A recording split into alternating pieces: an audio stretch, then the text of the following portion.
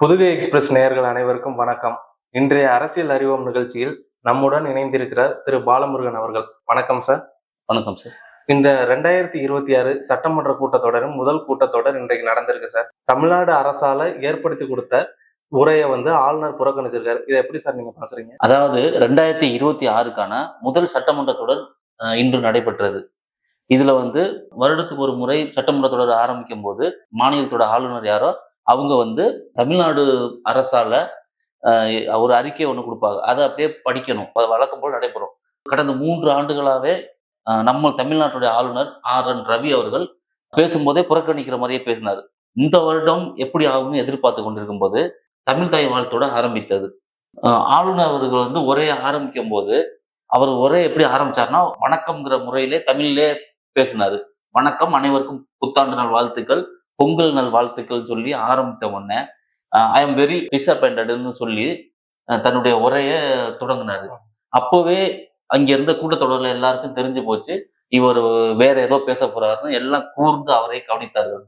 அதே போல் அவரும் எடுத்த உடனே தமிழ்நாடு அரசு வழக்கத்துக்கு மாறாகவே நடைபெற்றுக் கொண்டிருக்கிறது. அதாவது தேசிய கீதம் போடாம தமிழ் தாய் வாழ்த்து போட்டு கொண்டு இருக்குது. அப்ப நீங்க சொல்றீங்கன்னா தேசிய கீதத்தை தமிழ்நாடு அரசு புறக்கணிக்கிறதாக ஆளுநர் சொல்லியிருக்காருன்னு சொல்ல வர்றீங்க? அப்படிதான் சொல்றாரு. ஆனா தமிழ்நாடு சட்டசபையை பொறுத்த வரைக்கும் முதல்ல காலங்காலமா போடப்படுகிறது தமிழ் தாய் வாழ்த்து தான். இதை பேசும்போதே நம்ம சட்டசபையோட சபாநாயகர் திரு அப்பா அவர்கள் குறுக்கு கேள்வி கேட்டாரு. நாங்க வழக்கத்துக்கு மாறா பயன்படுத்தல, காலந்தோறும் என்ன நடைபெற்று கொண்டிருக்கிறதோ நாங்க முதல்ல தமிழ் தாய் வாழ்த்து தான் போடுவோம், அதை தான் போட்டு கொண்டிருக்கும் போது ஆளுநர் அவர் உரையை அவருக்கு தெரிஞ்ச வேற மாதிரி பேசி போட்டு அவர் நான் கூட்டத்தை புறக்கணிக்கிறேன்னு சொல்லிட்டு கிளம்பிட்டாரு. ஆளுநர் மாளிகை போனதுக்கு அப்புறம் அடுத்த ஒரு 10 நிமிஷத்துல ஒரு அறிக்கையை விடுறாரு. ஆளுநர் மாளிகை தரப்புல இருந்து ஒரு அறிக்கையை வெளியிடுறாங்க. அறிக்கையை வெளியிடுறாரு. இப்ப அறிக்கையை விடுறாரு. அறிக்கையில என்ன சொல்றாருன்னா, நான் பேசும்போது மைக்கை ஆஃப் பண்ணிட்டாங்க அப்படின்னு ஃபர்ஸ்ட் அறிக்கையை அதுதான் விடுறாரு. அடுத்து என்ன சொல்றாருன்னா, பள்ளி மாணவ மாணவிகள் போதைப் பொருட்களுக்கு அதிகமாகி அதோட கட்டுப்பாடு இல்லாம போயிட்டு இருக்கு. அப்படிங்கிற தமிழகத்துல போதைப் பொருள் கலாச்சாரம் அதிகமா குறிப்பிட்டு சொல்றாரு. அடுத்த அறிக்கை என்ன சொல்றாருன்னா, 12 லட்சம் கோடி முதலீடு தமிழ்நாட்டுல இல்லைன்னு சொல்ற மாதிரி சொல்றாங்க. அந்த மாதிரி ஒண்ணு சொல்றாரு. தமிழக அரசு 12 லட்சம் கோடி முதலீட வெளிநாடுகள்ல இருந்து ஈர்த்ததாக ஒரு பொய்யான அறிக்கையை கொடுத்து படிக்க சொன்னதா ஆளுநர் குற்றம் சாட்டினார். அப்படிதானே சார் சொல்ல வர்றீங்க? ஆமா, அப்படிதான் அவரு சொன்னது. ஆனா அந்த மாதிரி இல்ல, அந்த மாதிரிலாம் அவங்க அறிக்கையில கொடுக்கவே இல்லை. அவருக்கு அறிக்கையில கொடுத்தது வழக்கம் போல எப்போ அறிக்கை எப்படி பேசுவாரோ அந்த அறிக்கை தான் கொடுத்தது. ஆனா இவருக்கு வெளிநடப்பு செய்வதற்காக இவர் இந்த மாதிரி ஒரு அறிக்கையை அவர் விட்டுக்கிட்டு இருக்காரு. இப்ப உண்மைக்கு புறம்பான தகவல்களை ஆளுநர் பரப்புறாருன்னு சொல்ல வர்றீங்க? அப்படின்னு சொல்ல முடியாது. அவர் அவருக்கு தோன்றதை அவர் சொல்றாரு. சரிங்க சார். அடுத்து அறிக்கையில என்ன சொல்றாருன்னா, கல்வித்துறையில தமிழ்நாடு அரசு தமிழ்நாடு பின்தங்கி உள்ளதா சொல்றாரு. அடுத்து சட்டசபையில தேசிய கீதம் முதலில் பாடப்படவில்லை அப்படிங்கிற குற்றச்சாட்டையும் வைக்கிறாரு. சுமார் 20,000க்கு மேல இந்த வருஷம் தற்கொலை செஞ்சிருக்காங்க அப்படிங்கிற குற்றச்சாட்டையும் வச்சிருக்காரு. அடுத்து தலித்து உள்ள வன்கொடுமைகள் இன்னமும் கொஞ்சம் கூட தமிழ்நாட்டுல மாறல, அது தொடர்ந்து நடைபெற்றுதான் கொண்டிருக்கிறது அப்படிங்கிற குற்றச்சாட்டையும் அவர் வைக்கிறாரு.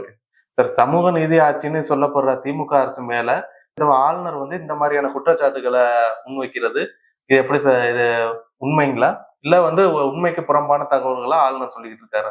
இல்ல, இதை பொறுத்த வரைக்கும் தமிழ்நாடு அரசு இன்னைக்கும் திமுக, குறிப்பாக திமுக போராடுறது மதச்சார்பற்ற ஒரு அரசியல் தான் அவங்க பார்த்துக்கிட்டு இருக்காங்க. அப்படிங்கிற ஒரு கட்டாயத்துல இருக்கும்போது இவர் இந்த மாதிரி சொல்ற போது அது யாரும் ஏத்துக்கத்தக்க தன்மையில இல்லை. பல்கலைக்கழகங்களிலிருந்து பேராசிரியர்கள் 50% காலியான இடங்களே உள்ளது அப்படிங்கிறது அந்த அறிக்கையில சொல்லியிருக்காரு. அடுத்ததாக பெண்கள் பலாத்காரம் செய்யப்படுறது இருக்க அதிகரித்து கொண்டே இருக்கிறது. இதுக்கான தடுப்பு முறைகள் இன்னும் தமிழ்நாடு அரசு எடுக்கவே இல்லை. தமிழ்நாட்டுல பெண்களுக்கு பாதுகாப்பு இல்லைன்னு ஆளுநர் சொல்லியிருக்காரு. ஆளுநர் அதான் சொல்றாரு. குறிப்பாக இந்த பொள்ளாச்சி இந்த விஷயம் எல்லாம் குறிப்பிட்டு அவர் சொல்றாரு. வெளிநாடுல இருந்து முதலீடு இருக்கிறதுல தமிழ்நாடு அரசு போன டைம் 4வது இடத்துல இருந்தது, இப்ப 6வது இடத்துக்கு போயிருச்சு அப்படிங்கிற குற்றச்சாட்டையும் அவர் வைக்கிறாரு. ஆனா தொழில்துறை அமைச்சர் TRP ராஜா என்ன சொல்லியிருக்காருன்னா, வெளிநாடுகள்ல அதிகமா முதலீடுகளை ஈர்க்கிறத தமிழ்நாடுதான் முதலிடத்தை வைக்கிறதா சொல்லியிருக்காரு. ஆளுநர் சொல்றத நம்புறதா இல்ல அமைச்சர் சொல்றத நம்புறதா சார்? அமைச்சர் சொல்றாருன்னா அவர் முதலீடுகளை ஈர்த்து அதோட பொறுப்போட தான் அவங்க காமிக்கிறாங்க. மற்றபடி இந்த ஒரு ஒரு வெளிநாட்டுக்கு போனாங்கன்னா அதுக்கு இத்தனை ஆயிரம் பேருக்கு வேலை, இத்தனை ஆயிரம் கோடி முதலீடு அப்படிங்கிற ப்ரூஃபை கொண்டு வந்து அவங்க காமிக்கிறாங்க. ஆனா ஆளுநர் சொல்லும் போது அதுக்கான ப்ரூஃபுகள் எதுவுமே இல்லை.